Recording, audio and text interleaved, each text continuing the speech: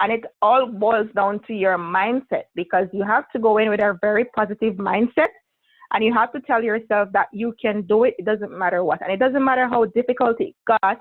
I didn't let it got me all stressed out. I tried to keep focused, and I try to maintain a positive mood no matter what, even when I'm extremely stressed. You can't get flustered, because if you get flustered, you're going to make mistakes. And if you make mistakes, then that's not going to be good. So the one thing I can say, we just have to maintain a positive attitude.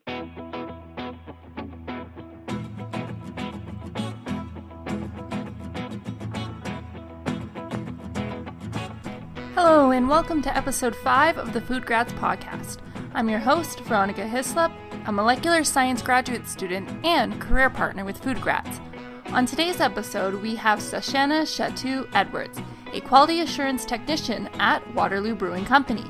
Waterloo Brewing Company is Ontario's first craft brewer, opening in 1984, and today it is Ontario's largest craft brewery. In this episode, Sashana and I talk about her job as a QA tech and the analytical tests that she does on the daily basis. I learn about what she loves about her job and how Centennial College set her up for success in her career. We also talk about how her love for food stems from her time on her family farm in Jamaica and how she attended an agricultural high school and college. She has some really cool experiences there. I have known Sashana for a few years now, and her positive and outgoing attitude is one that lights up the room. She has a strong work ethic, and she has this ability that she's able to search out opportunities, and it's really impressive.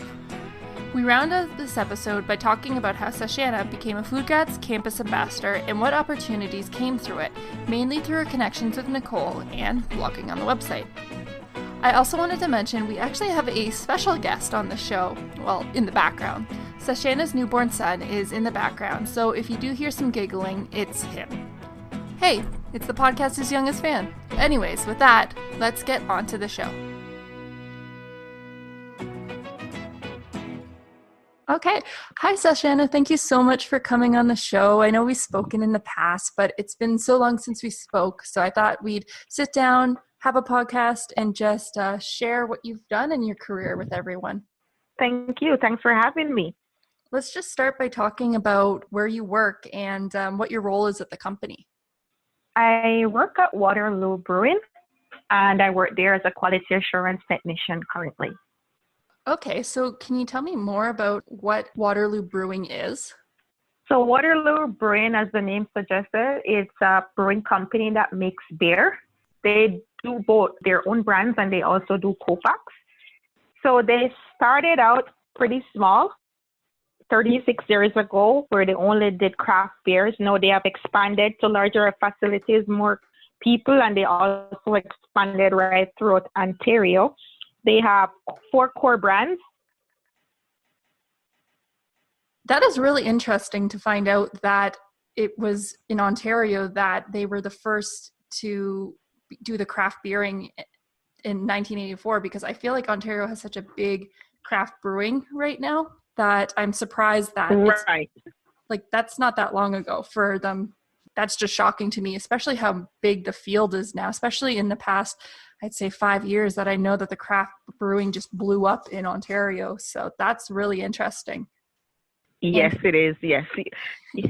And especially for them for your company to stick and stay such a strong brand name within that field, even after all these years, I think that's really impressive. Yes, and they're expanding more too. They're getting bigger and better too. So they're doing bigger and better things as well. That's always good to hear when you have a local grown company doing what they love and knowing how to do it properly. Exactly. So let's shift a little bit back more to you. So you did say that you did quality assurance. So that's a pretty, in some companies, that could be a pretty broad name for what you do. So could you give more of a breakdown of maybe some of what the daily duties that you do are? Sure. Yes, for us, we do mostly analytical data and analytical testings. We have to make sure that the analysis is accurate, proper documentation and reporting of the specified analytical parameters. We have to do microbial parameters as well. We have to identify non-standard elements to see if there's a risk. And if there's a risk, we have to report it to the appropriate managers. We have to make sure that there's completion of GMP audits, make sure that the quality procedure, food safety procedure, and the standard operating procedures are in good working order. And we also have to ensure that it's in compliance with GMP, which included cleaning process. We have to make sure, of course, we have to maintain good housekeeping, and we have to make sure that we have accurate, legible documentation. So we do a lot of analytical testing, such as alcohol testing, sugar testing, VDKs, pH testing, etc. And the list goes on. Sorry, so you said a test called CDK? Could you just explain a little more what that is? So this is usually, we do the bitterness of the beer, because some beers, it's going to be more bitter than the next. So we test for how bitter the beer is. Like, for example, the Waterloo Dark, it's a little bit bitter than some of the other beers. Men mostly like those beers. So we test the different parameters for that one. As silly as it sounds, I didn't realize that there was a test for bitterness. So it's kind of cool that you can actually do that. Yes, we have a test for that, yes. And we test for microbes too. So we have a small micro lab that we test for microbes. We do that daily. And we also test for microbes in the water as well, because we use locally sourced water. So we test for microbes in the water as well to make sure. And we send those, we outsource labs. We send those to the labs to make sure that we're getting the correct and accurate readings as well. That's really cool. Of course, I bet that's a big component of the brew making process, because I know obviously you start with the local water, so you want to ensure that that's really safe. Yes, that's absolutely right. There's 4 different ingredients. Starting with the water, there's 4 different ingredients that we use in the beer. We use yeast. We test for yeast analysis as well, and we test for microbial load in the yeast as well. And we also use hops and barley. So those are the 4 main ingredients that we use in the beer. Right. So you'd have to have a lot of stringent testing to make sure that they are meet the quality that your company looks for, correct? That's correct.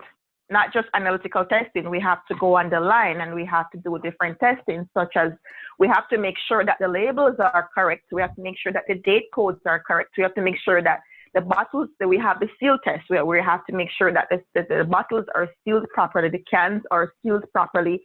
We have nitrogen testing as well on the line to make sure that the amount of nitrogen that is in the cans, especially when we do co-packs, are up to the level the standard level that is set. We also have to do carton tests where we check the cartons to make sure that the date codes and stuff like that are correct. And we make sure, and of course, we have to do proper housekeeping, and we have to make sure that the plant is up to standard. And if there's anything that is not if there's anything that is not up to the standard, we have to report it immediately to whichever supervisor or manager is in charge. So I guess if something did go wrong, like you say, by reporting it to the operations, I'm guessing that would be something that they might stop the line, for example, and they'd have to go correct that issue before it continues. That's correct. Okay. I guess that's a good segue. You did mention already about the 4 different ingredients that go into beer, the core ingredients, but for those who might not know, could you give a little bit of a general overview of what it's like to actually make beer? Okay, so the beer making department is a little bit different from the QA department, so I don't know in depth, to be honest. I don't know the thorough procedure, because that department is different and I didn't get a chance to cross-train yet. But I do know that it's a very thorough process, and the beer has to sit in the tanks for a couple of days before it is ready. And we have to go, they will let us know at what point we should test for what, and they bring us different samples in the labs, and then we test for the different things. After it is after he stopped there for a couple of days. And then we will let them know at what point each parameter is at, so they will know what to do next in order for them to release that tank. They can't release a tank without us giving them the permission to do so. So when they bring the samples, they will bring different samples throughout the different stages of the beer processing. And we will let them know, oh, the color is okay, oh, the alcohol level is okay, or is this too high, or we have to do something, we have to adjust it and stuff like that. So it's a separate entity from our separate department from our department. However, it's kind of, we work together as a team to make sure that everything goes according to plan. It does go to show that when you're working for a food company, especially in quality assurance, it's definitely, like you said, a team effort. So even though you are the quality assurance, even though you might not right now, because I could tell as you continue to move within this company that you'll start to learn more about the operations in the beer side, but your department really does seem like gatekeepers to make sure that you guys are running that test. And if you notice something wrong, you still have that role to stop things if they aren't within the standards that your company works. So there's a lot of teamwork going on, it sounds like. Yes, that's correct. So with the job, I know that it's very obvious from your looking at your LinkedIn profile that you've had a lot of experience working in mostly quality assurance, but in the food industry. And with the role that you are doing right now, what do you love doing, or what do you enjoy about your job? The thing I love about my job is that it's for most of the companies that I work in, they tell you what to do. You're trained, you're properly trained, but you're not being micromanaged. And the thing about it is you're in charge. You are the one that say yay or nay. That I love that mostly about my job, because you're put in charge and you have to make sure that whatever the standard is, you're going with that standard and you're making sure. So you have to be very attentive, and you have to make sure that you pay attention to details, because if you don't and you send the product out without it being properly analyzed and being tested and good, then you're going to be in trouble. So that part I don't like, but the part that I do like is that I'm in charge and I'm not being micromanaged. For most of the companies that I work for, we are left to do our job and we get it done and done properly. That's awesome. I mean, I know that most people don't want to be micromanaged. So to hear that you're trusted, that you can have a say in if something's right or wrong. I mean, I know the feeling personally. I've worked in QC or QA when you have to stop something because something's going wrong. That feeling isn't good, but at the same time, you're like, people are listening to me, and that's pretty cool. Yes. Yes, that part is pretty cool. So I know, like, again, going back, you've had a lot of experience working in these fields, and I know that you've had a role working with FoodGrads with the Campus Ambassador program, and I've read all your blog posts that you've posted, and I'll share those in the show notes below. But one of the ones that you had that was really quite popular on the blog was how food science was the career path that chose you. And you talked about how you grew up on a small family farm in Jamaica. I think that's a really cool story, and I'd love to learn a little bit more about your farm and how it led to where you are today. Okay, so my dad is a farmer. He plants everything you can think of. Once it grows, my dad plants it. So as a child, we grew up. Yes, he does. So we didn't even have to buy groceries sometimes, because we have all the ground provisions. There's some that you probably wouldn't even know of because I don't see it here in Canada, like starch provisions, ground provisions, and dark, leafy, and green vegetables. And also not just the dark ones, but other ones as well. So we growing up had a lot of vegetables to eat, a lot of starchy food.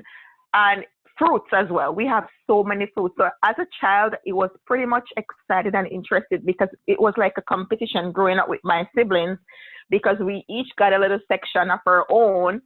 Apart from our dad's farm, we get a little section and we each grow all the things that we think we can grow. And it was like a competition between each of us to see which of us little section was going to be looking the best at the end of the day and who's going to be reaping what first.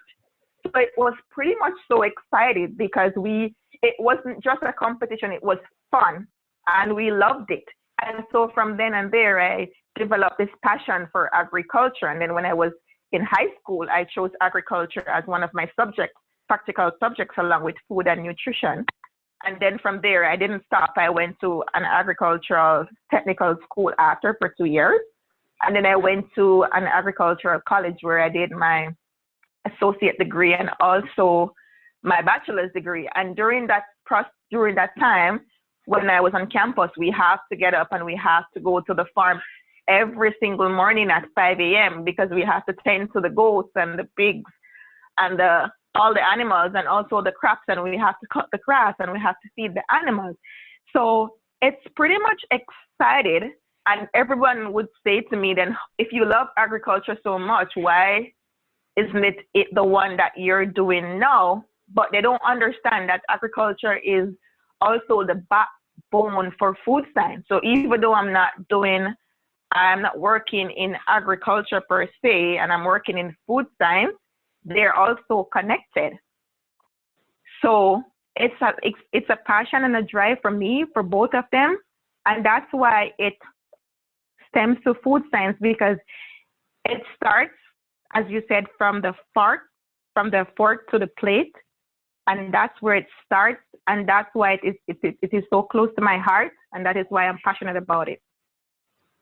That is so cool. I mean, to have such a personal story from having a plot of land when you're growing up, that's just not something that I hear about much where I am. I'd be pressed to actually name you a person who I know that's grown up on a farm, and being able to be so personable with your food, you definitely, from your career, even just starting from a child, you have this whole perspective from, like you said, farm to fork that I just don't think many people have. So that's really cool.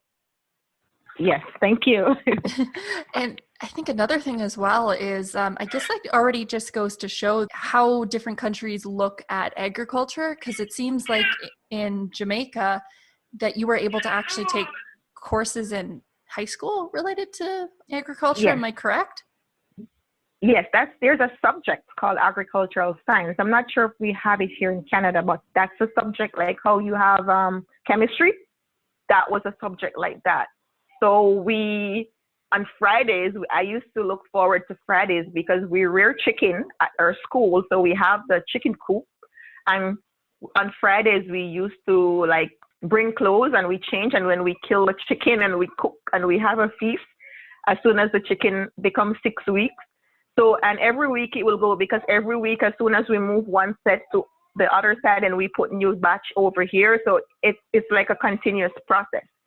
So it is a practical subject. So we have the theory part, and then we have the practical part where we're planting crops and we're also rearing animals. And then we're having the science part where we're doing that in the classroom. So it was pretty much mixed, and it was diverse, and it was pretty much interesting. And it's a really broad area. It's a really broad subject. And that's what makes it so interesting, because it's not just a theory where we sit in the classroom and just be bored by the teacher teaching. We get to go out and actually do the practicality of it, and that makes it pretty much interesting, and it was fun. So yeah, it was amazing.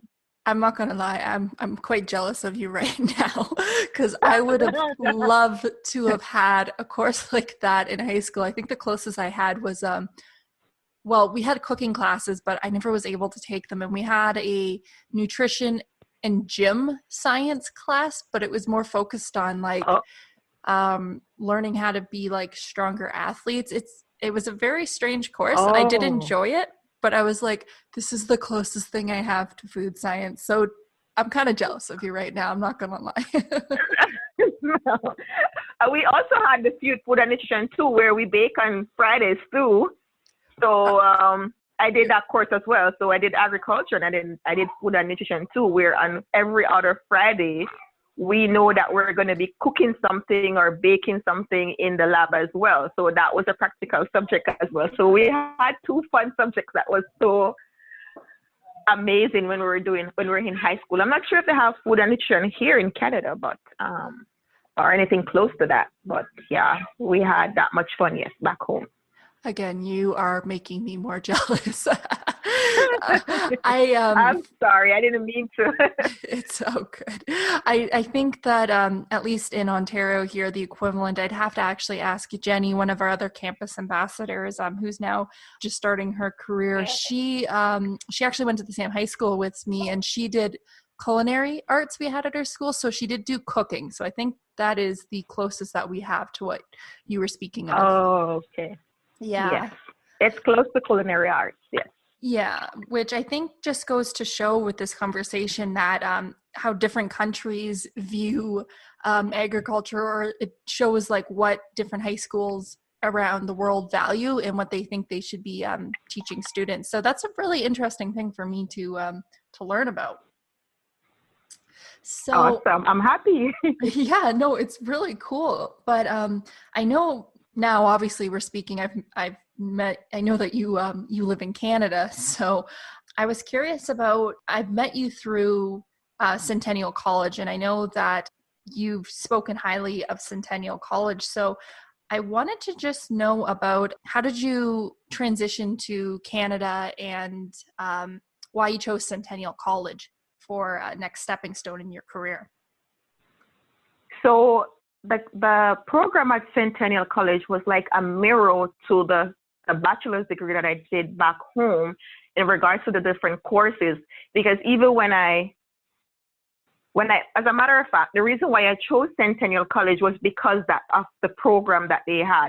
When I look at the only other program that I see that was similar to the food science program was University of Saskatchewan for the Masters of Food Science.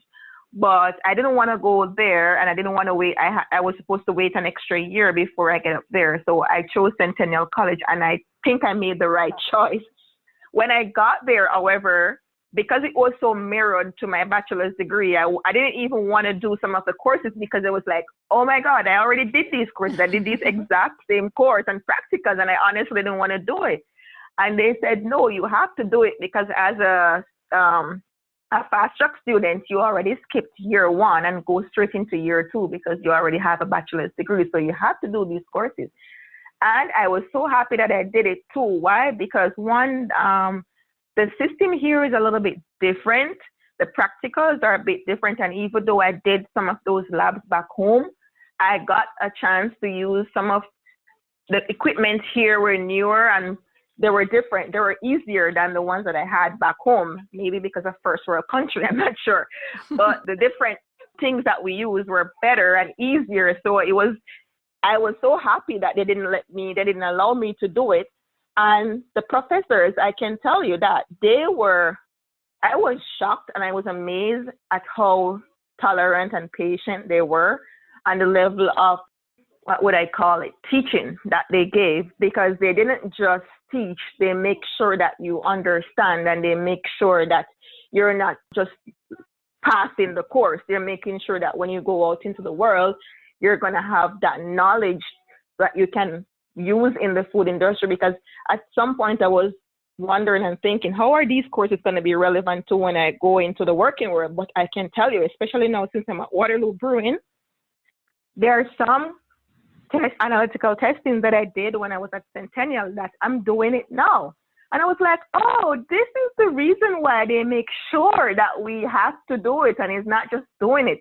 We have to learn it and not just plagiarize somebody else's work. Because when I came to Canada, I didn't even know, I don't do plagiarism back home. But I mean, when I came here, I understand how big plagiarism was. And then that kind of put it in the forefront of my brain to make sure that I understand. I just don't look on somebody else's work, but I understand. And that's what Centennial does. They make sure that you understand. And they're always open. If you don't understand something, you can always go to the lecturers. You can always find them, email them, do whatever you need to do to get them. And they're always there and willing and able to help you. And that's one of the good things that I loved about them.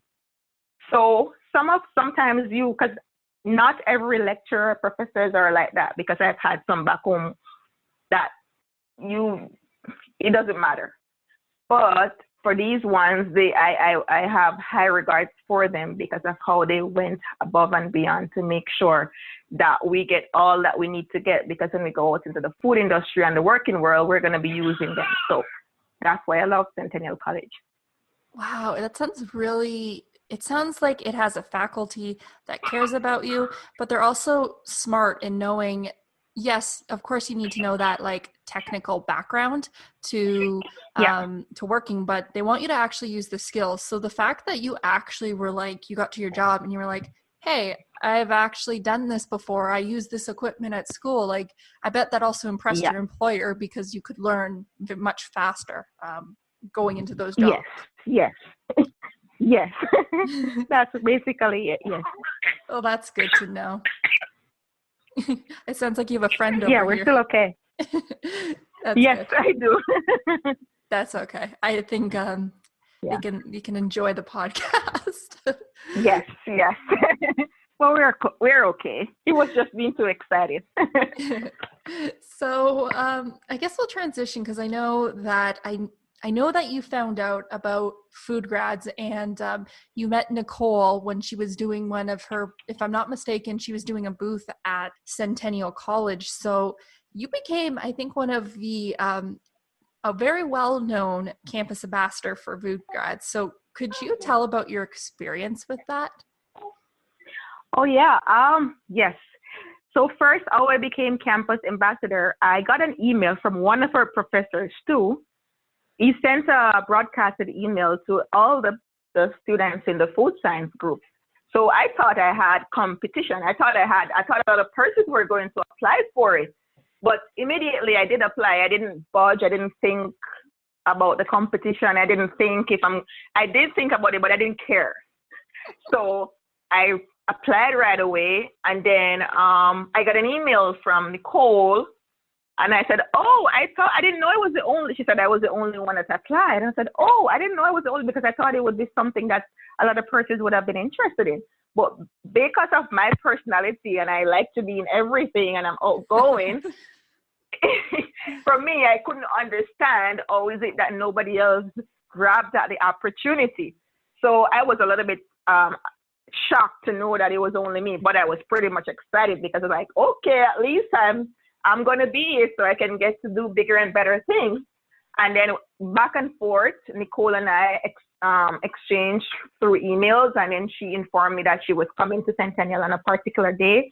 And I made sure that I went and go meet her, because she had a booth. I think it was a food fair or something like that. And I went and I go meet her, and it was uphill since. And that experience for me was really good. And I'm not sure if I should say I'm lucky, but because of that connection with Nicole, I was able to get my first job in the food industry before I was even finished with my course.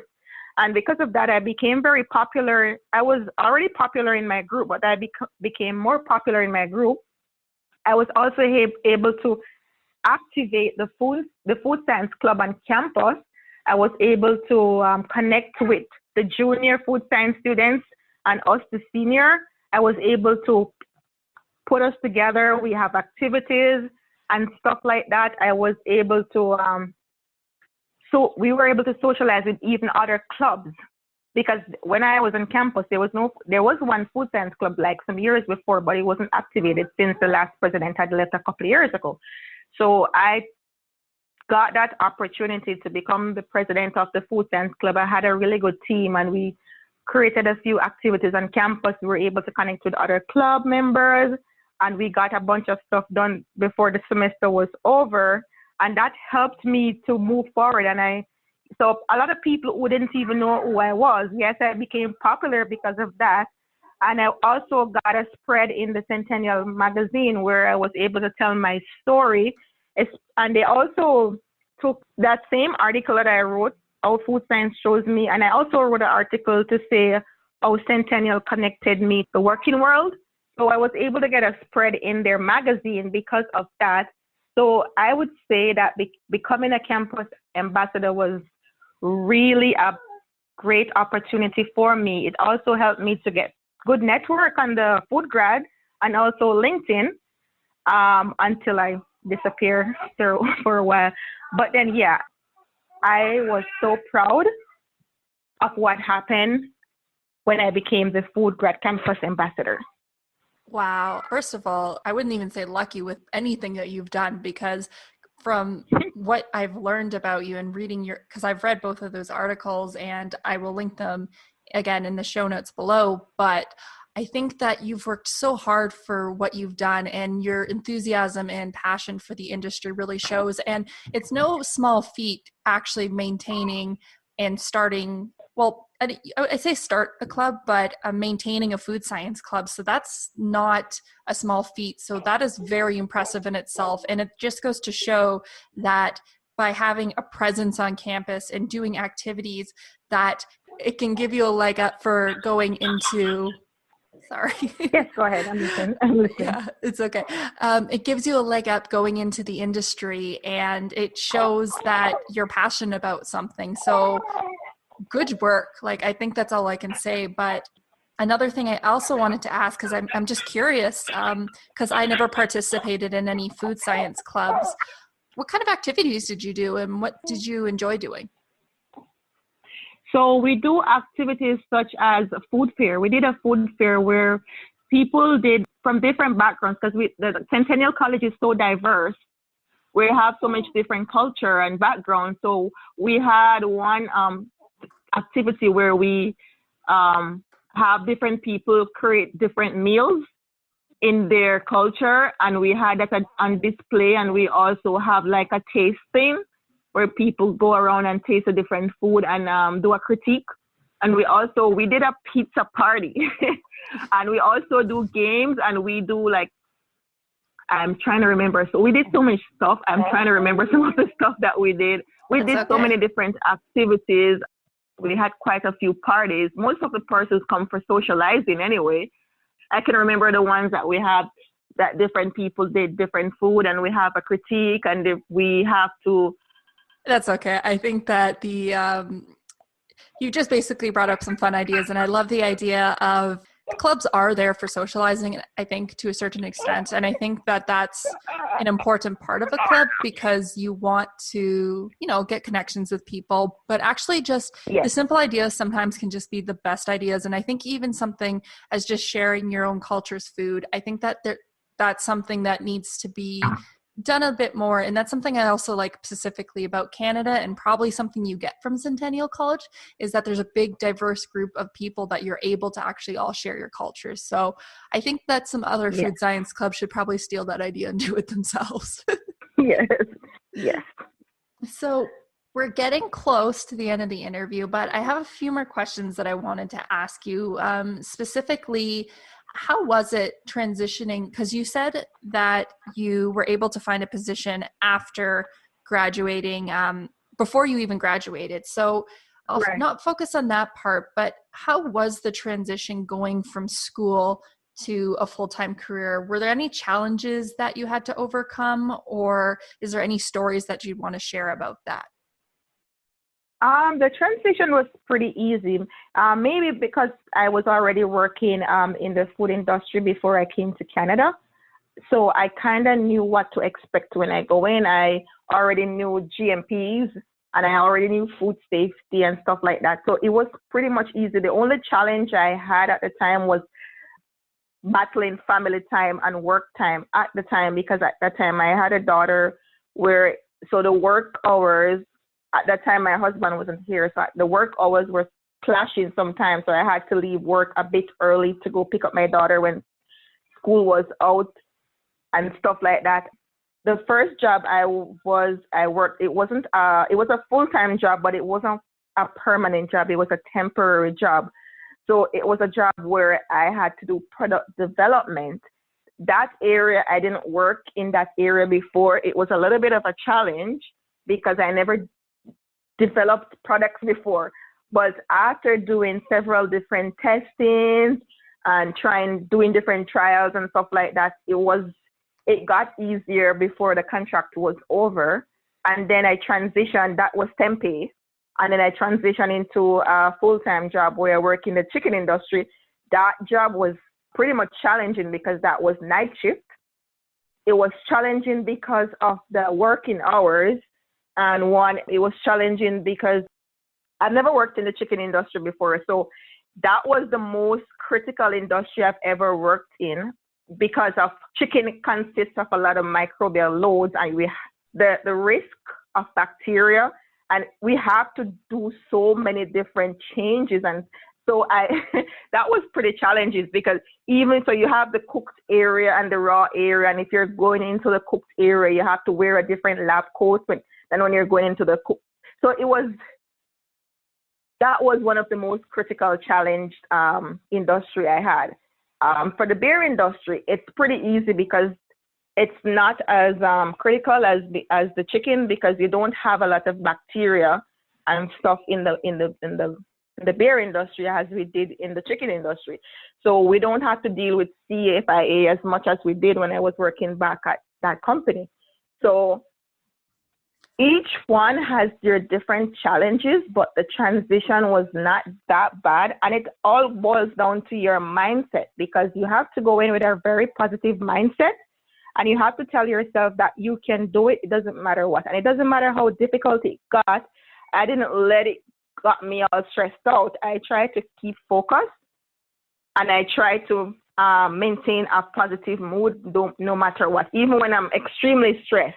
And even when I'm extremely tired, because sometimes you have to be on your legs for long hours, but even when it got that hard, you can't get flustered because if you get flustered, you're going to make mistakes. And if you make mistakes, then that's not going to be good. So the one thing I can say, we just have to maintain a positive attitude. Wow. It sounds like, oh gosh, I forgot what the question was because I was so into what you were saying. Because it's just. I'm sorry. You said how easy it was to transition. Oh, right. Okay. Thank you. No, because I was just so visualizing what you were speaking about. I've never personally worked in poultry, but I do know from what I've heard that it is a difficult environment because you have to be on top of food safety. Mm-hmm. It's not, there's the risk of salmonella and all that. So I think that it's very remarkable that you have this attitude. And I think that shows with how you've been able to continue with your career. And I think that even working in an industry like that, having your children and keeping your mindset, I think that you are an amazing person. I should say that. So, wow. Thank you, Veronica. Wow. No, Thank seriously, you. you just made me speechless with the story that you're saying. I guess, okay, so we are moving to the end of the podcast. So I wanted to just go over a few quicker questions. First, Do you have any food industry related books, podcasts, or people that you follow or you would recommend to others? I don't have any book yet, and I don't have any podcast, and I would love to have both in the future. I only have the articles that I wrote. The only persons I really do follow is Nicole and you. I follow other food industry, but I'm not like actively involved on I'm not actively involved with them. So, but in the future, I would love to have a podcast and a book. And I was just telling Nicole about 2 or 3 weeks ago that I would like to start blogging again. I haven't got the time yet, but yes, I'm going to start blogging again. And I know what my next article is going to be about. I am hoping that in the future, my articles will turn into a book. I'm looking forward to that. I'm usually, because I have access to the blog, I'll be the one. Yes. I'll be one of the first ones reading it. So I've loved reading Awesome. your stuff in the past and hearing about how passionate you are about it. So I know it takes time and it really is a commitment. So especially with, I don't even know how you've managed to do all that you've done so far, especially with your, you've just done a lot for your age. I know, coming from everything from, you've done a bachelor's degree, you've done what you've done back home, you have a family, and to juggle all that stuff and still have this happy attitude that you do, I think that's very impressive in itself. So I'm looking Thank you, forward Veronica. I'm looking forward to seeing even more with your future, because I can tell it's very bright. Thank you. I'm looking forward to it. So with that, we've kind of already touched upon it, but I wanted to ask you, why is the food industry a great place to work? The food industry is a great place to work.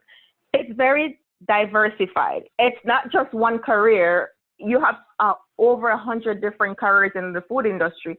And the thing about the food industry is that if you don't like one area, you can always change.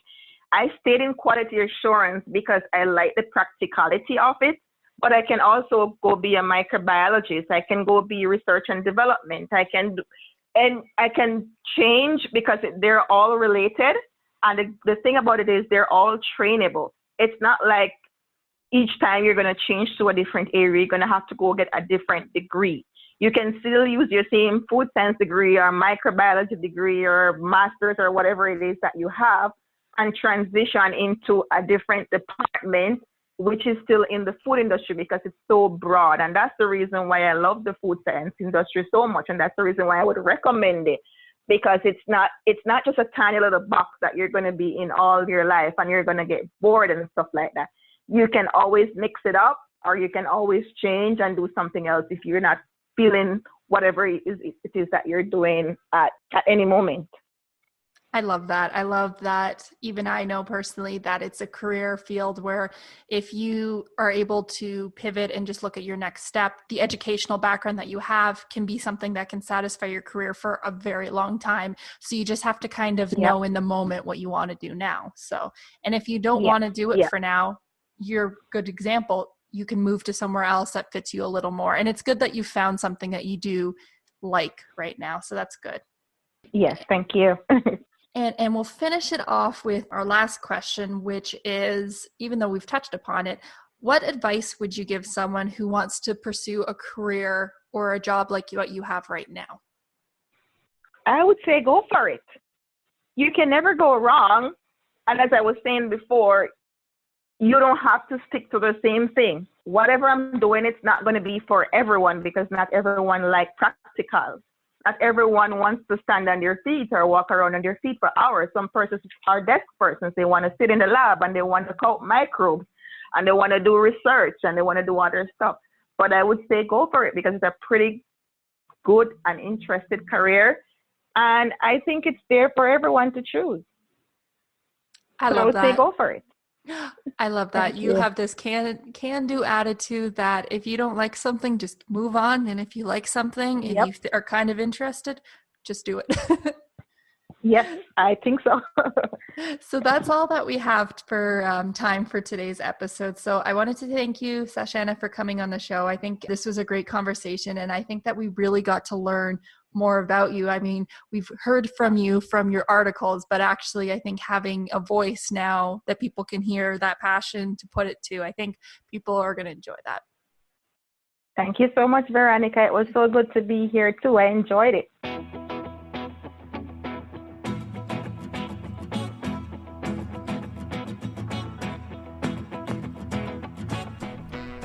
Hello everyone, and thank you for tuning into the show. I hope you enjoyed it. If you did, then let us know. You can rate this episode on Apple iTunes and share it on social media. If you have any people or careers you would like to be explored on this podcast, then let me know. You can email me or Nicole on our emails found on this episode's show notes. All the show notes for this podcast episode can be found on the FoodGrads website and by clicking on the podcast tab on the website. There you can find any future and past episode links. Next week on the show, you can hear my interview with Elizabeth Hagerman, a food scientist at the Waterloo Corporation. Elizabeth and I talk about what it's like to be a food scientist in the confectionery industry and how we are both students in PMCA's Student Outreach Program. That is, the Professional Manufacturing Confectioners Association. Elizabeth and I also talk about how she is currently working towards a master's degree in global food law and how she is learning about the areas of counterfeit products and intellectual property protection for food and beverage companies. I think this is a really upcoming type topic that I think a lot of people should be thinking about. It's really interesting. So, join me for next week's episode and I'll see you later. Bye!